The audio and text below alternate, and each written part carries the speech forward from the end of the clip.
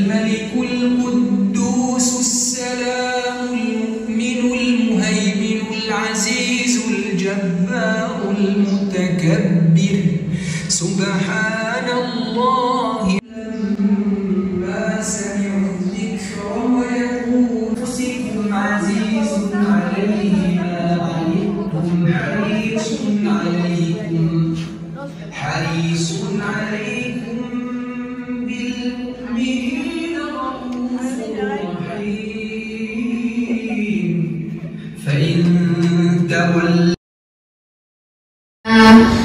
تراهم ركعا سجدا يبتغون فضلا من الله ورضوانا سيماهم في وجوههم من أثر السجود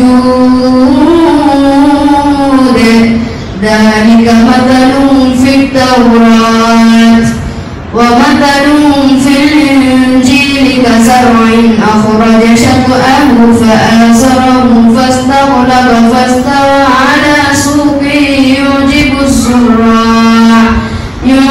الزراع ليغيظ بهم الكفار وعد الله الذين آمنوا وعملوا الصالحات منهم مغفرة وأجرا عظيما. وعليكم السلام ورحمة الله وبركاته. Ile nasukuma napeleka usafi na mnaifahamu hiyo. Sisi tunatumia Kifaransa ni poet. Haya. Naitwa Kiingereza. Aha. Ulishaona mimi Kiingereza sio kwenye Kifaransa. Mama akashtuka. Yaani mle hakuwa anafika kama mke amemfuatilia. Anakata kona mjini akamtazama. Wallahi jasho mwili mzima. Mwanaume amechakarika, amechafuka vibaya sana. Lakini anapambana kwa ajili yenu watu wangu. Kwa ajili yenu mke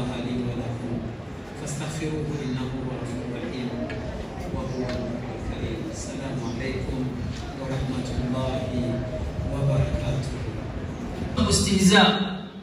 Mfano hadithi ile ya Aba Umair ma fa'ala al-Nughayr. Anas ibn Malik alikuwa na mdogo wake ni mdogo kwa umri. Tena hadithi nasema ndio kwanza amekata kunyonya ziwa. Manake miaka 2 mpaka 3. Mtume kila akija kwa kina Anas anamkuta yule anachezea ndege. Nughayr ni sighatu at-tasghir ya jina ya an-Naghr. Ni ndege mdogo anacheza naye. Huyu ndege akaja akafariki. Yule mtoto akapatwa na huzuni kwa sababu ndege alikuwa anacheza naye. Mtume kwa kumliwaza mtoto mdogo akamwambia ya Aba Umair ma fa'ala an-Nughayr. Amefanya nini Nughayr? Yule kiongozi akawa anafanya istihza. Mfano hadithi ina faida gani? Akaja mwanazuoni wa Kishafi'i At-Tabari, sio Tabari sahibu tafsir, Tabari mwingine akatoa faida 60 katika hadithi hii. Na baadhi ya wanazuoni wanasema sisi tumefika mpaka 20. Sijui huyu kafikaje mpaka 60. Ndani ya hadithi hii au maneno haya Mtume umetohoa faida ya kwamba inajuzu kwa mtoto kucheza na ndege, lakini kwa sharti awe anamlisha na anamnywesha. Sharti nyingine isiwe kwake kuna hati ya kukatishwa kwa uhai wake. Imekuja tena faida nyingine. Hii jumla moja tu. Imekuja faida nyingine kwamba Mtume alikuwa ni mutawadhi, anacheza na watoto, anawaliwaza watoto. Pia katika hadithi hii kwamba mtoto alikuwa akicheza, anacheza katika busati kama hivi. Mtume akaamuru ile busati ikifika muda wa sala imwagiwe maji, isafishwe na watu waswalie. Zake zote. Kipindi hiki kilikuwa ni kipindi cha Sheikh Nuruddin Kishk, na hakika uko njiani. Lakini hatuwezi kusema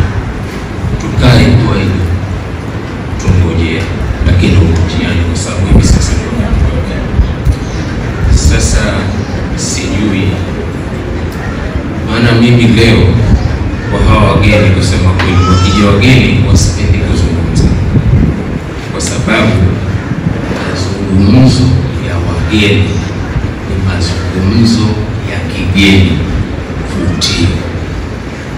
Mazungumzo ya mwenyeji ni mazungumzo mazoea. Tumefahamiana? Sasa nikishika kuzungumza yale mazoea pale. Sasa bidhaa mimi mwenyewe siku za makongamano ikawa sivyo, astaghfirullah biduni dhambi.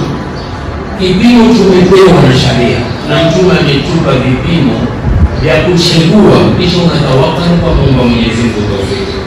Lakini masala ya kuoa yafanana na mtu kutia mkono kukusanya kuni kwenye usiku wa giza. Kipeleka mkono, mara umechukua nyoka umemfunga kwenye jicho. Ndiyo masala yalivyo, kwa sababu kesi hizi tunaziangalia sana na zinatujilia sana. Nitakiwalo ni rekebisha mabadiliko, ujue namna ya kubaa na mume, na mume abadilishe ajue namna ya kubaa. Na haya hayani mpaka kila mmoja ajue haki zake husika. Haki zako ni zipi na haki za mume kweli. Haya, kisha asema ni wachache wa dini na wachache wa dini ni kwa umumu, lakini kwa kina mama mmoja mmoja hapana. Maryam binti Imran yuko hapo, ni mbora kuliko wanaume 1000. Mama wa kina wanazuoni hawa waliotangulia tumewataja hapa, kina Fatima binti Asad na Safia binti Maimuna, wote hawa Khadija, hawa ni sawa na maelfu na maelfu na maelfu ya wanaume. Kwa hiyo ala ta'yin si sahih, lakini ala al-umum sahih. Mpiga ramli anayedai ya kuwa anawaambia watu mambo ya kesho, mambo yaliyojificha. Man ata arrafan, maulama wanasema arrafan hakadha bisighati almubalagha, وسمي العراف بالعراف لكثرة ما يخبر الناس بالأمور الغيبية.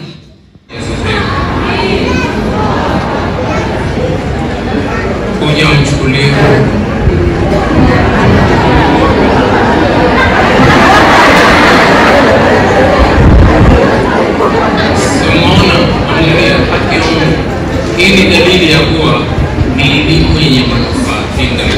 Nataka kuuliza swala moja. Naam.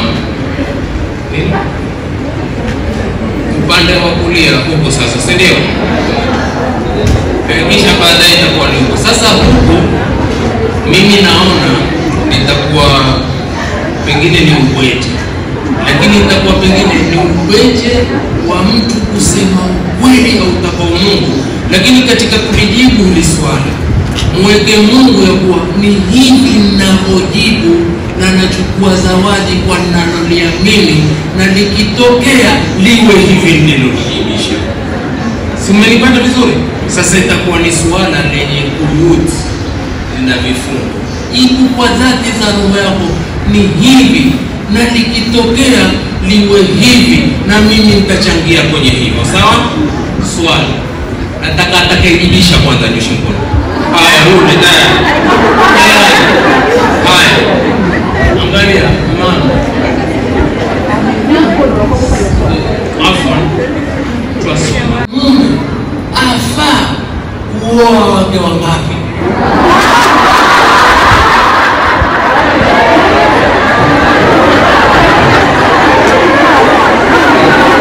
Jibu kwa dhati za roho yako. Na ukijibisha kwa dhati za roho yako, mle tuko uliolepuka yaonyesha jibu la dhati za ridhaa kwa wote. Na mwanamume afaa kuoa wake wangapi binti? Takusikia jibu. Naam. Mwanamume afaa kuoa wake wa Umenijibisha kwa dhati zangu. Kina mama simelepuka kwa furaha, Mungu furaha dunia na akhera. Ndiko sivyo? Sasa nitakajibu letu la melepuka. Mwanamume afaa kuoa bibi wangapi?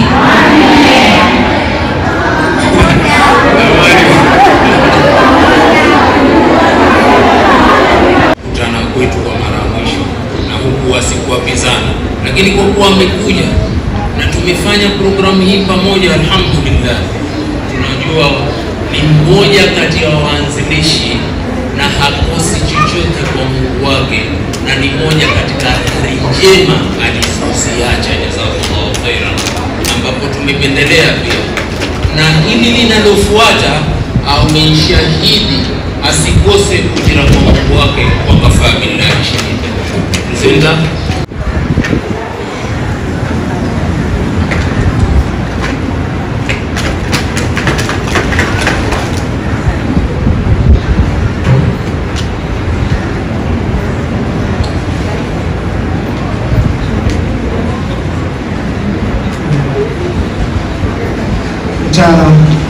chukua fursa hii kina mama zangu, dada zangu na wadogo zangu kuwakaribisha katika kitengo ambacho ni muhimu zaidi.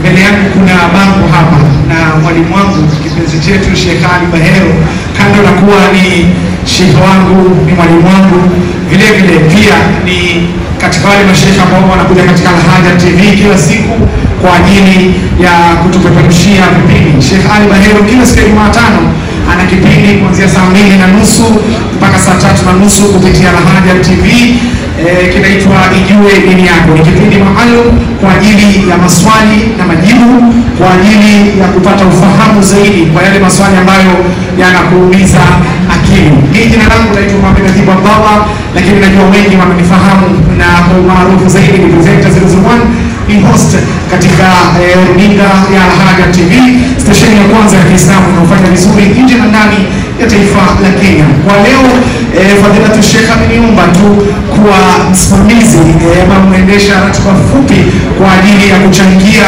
msikiti na wakfu ambao ni wa ghorofa 4. Sheikh Nurdin Kishki ambaye ni mgeni wetu katika ziara hii fupi ya siku 2 amekuwa na sisi katika markazi hii kuanzia jiwe la msingi lilipowekwa hadi siku ya leo. Alipoiona nikiamini amekuja kuona utofauti zaidi, alivyoiacha na alivyokuja kuiona leo kuna utofauti zaidi, na inshallah Mungu akipenda baada ya muda ukija shekhe utaona utofauti mwingi zaidi.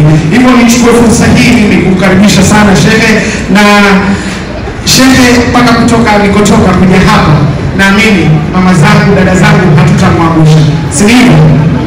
Na meza ya huko juu katibu za Tanzania pia zinaruhusiwa. So meza ambayo iko hapa juu kuanzia kwa shekhi wangu Ishaq mpaka mwisho, kila mtu tuhakikishe mifuko tumeiweka tayari, japo kwa ni wachache kwa idadi wanaume, lakini naamini uchache wetu tunaweza kufanya mengi na makubwa zaidi. Lakini kwa wewe ambao unatazama pale nyumbani, pia nawe una fursa kuchangia kupitia nambari ambazo nitakusomea wakati wote kuanzia sasa. Ukiniruhusu Sheikh Nurdin Kishki, ningeomba kuwaalika ama kuwakaribisha wanafunzi wadogo wa markazi hii ambao wao wameweka vibendi maalum katika kuchangia kuhakikisha msikiti pamoja na wakfu unajengwa. Dada zangu wadogo kutoka markaz Hanifia, vibendi venu ningeviomba hapa, wao watakuwa kwanza kutufungulia mchango wetu huu wa kuchangia wakfu na msikiti wetu inshallah. Pengine kama ziko tayari vibendi haya, tuharakishe naomba tuharakishe kidogo kutokana na muda. Kila mtu na kibendi chake walichohifadhi, walichosevu, alafu niwape challenge mama zangu na dada zangu. Ikiwa hawa ni wadogo wanatoa pesa pocket money ya viazi na barafu, lakini wakahifadhi kwa ajili ya kufanya biashara, kwa ajili ya kumkopesha Allah subhanahu wa ta'ala. Kwa nini mimi na wewe ambaye pengine tunafanya kazi, kwa nini mimi na wewe ambaye tuna biashara tushindwe na watoto wetu hawa? Asanteni, Mwenyezi Mungu awajaze kila la heri, kila wanachokichangia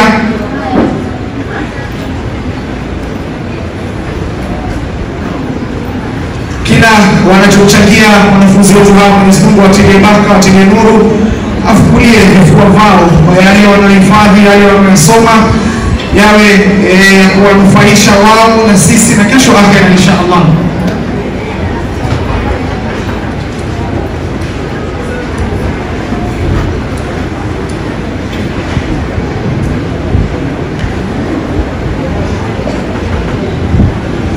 Tukisubiri wanafunzi kumalizika, naambiwa hapa na ndugu yangu Saida, kina mama sasa. Kina mama ambapo Sheikh Nurdin Kishki pengine hili litakufurahisha zaidi. Na ambao wanafunzi na kina mama kwa takriban wamechanga shilingi 200,000 pesa taslimu za Kenya. Takriban wamechanga shilingi 200,000 pesa za Kenya taslimu, na katika kuchangia na kufanya biashara na Allah Subhanahu wa Ta'ala. Wanafunzi watakapomalizika na kina mama pesa zao zitakapokuwa zinateremshwa, nifungue sasa huku mbele ama tuanze kwa wanawake kwanza. Haya, naambiwa leo siku ya kina mama na dada zako wako hapa. Yeyote ambaye anataka kuchangia kufanya biashara na Allah, kumkopesha Allah Subhanahu wa Ta'ala, ni fursa yake. Kibegi hiki hapa, ukiwa na uzito kutoka ulipokaa, fursa ipo, tutakuletea kibindi chako hapo ulipo. Naam.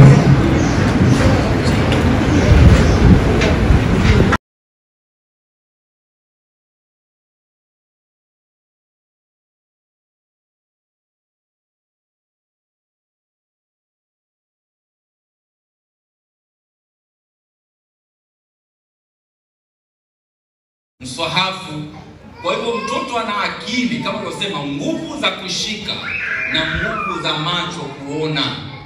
Kile ulichozoea wewe ukishika kila wakati na anakuona unasoma, na pengine unabembea wakati unasoma, mtoto anaona hapa kuna vitu vya maana.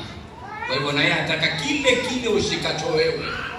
Lakini akikuona masaa 24 ni smartphone, na yeye pia hutaka kuwa smart, na hakika anakuwa smart kushinda. Mwishowe wewe ndio mpa simu ambaye nifungulie, nisaidie mahali gani niende, mtoto anakufundisha kwa dakika moja. Wamekuwa smart katika generation hii tunaokuwa nao ya simu. Kwa Anas alitushinda. Kwa wale ambao ni wachanga wenye watoto katika marhala ya hadhana, wamuige mamake Anas bin Malik, amwambie la ilaha illa Allah.